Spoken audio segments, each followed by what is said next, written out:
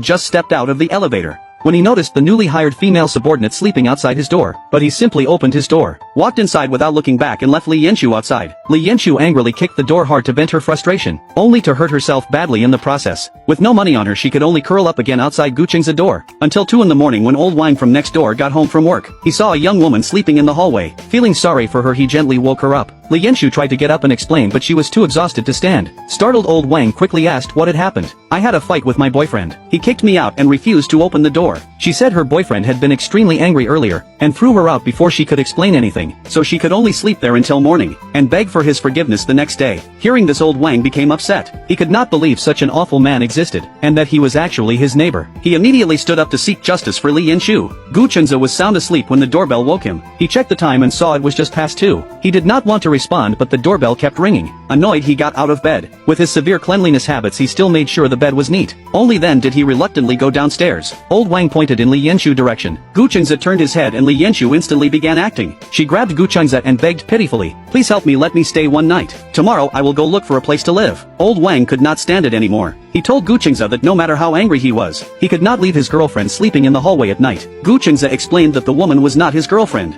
and immediately pulled his arm away from Li Yanqiu. Old Wang looked at Li Yanqiu in confusion. "I am not his girlfriend, I am just his subordinate." A subordinate he cannot openly acknowledge. This made old Wang even angrier, having an office relationship and refusing to admit it. Seeing the effect she wanted, Li Yanqiu quickly grabbed Gu Chunzi's hand to apologize, saying she did not mean to expose their relationship. But Gu Chunzi pushed her away and she fell to the ground. She suddenly had an idea and pulled a shirt out of her bag. Looking pitiful, she told Gu Chunzi she had not returned the shirt because she could not bring herself to. This completely convinced old Wang. He told Gu Chunzi that couples argue all the time, but his behavior now showed no gentlemanly manners. Seeing Gu Chunzi remain silent, old Wang comforted Li Yanqiu, telling her not to dwell on such a bad man, and suggested she stay at his place for the night. They could think of other solutions tomorrow. "So you care that much and want to take her home?" After saying this, Gu Chunzi directly closed the door. Inside, he complained that Li Yanqiu was completely unreasonable, actually sleeping outside his door. Yet he worried she might really stay at old Wang place next door. So he opened the door to check and found them still there. Li Yanqiu panicked, thinking Gu Chunzi was there to settle things later. Li Yanqiu knew her plan had succeeded. She pitifully took her suitcase and walked into the apartment pretending to be heartbroken. Gu Chunzi was about to lose his temper but turned and saw old Wang's fierce expression. So he swallowed his anger and went back inside. Would he really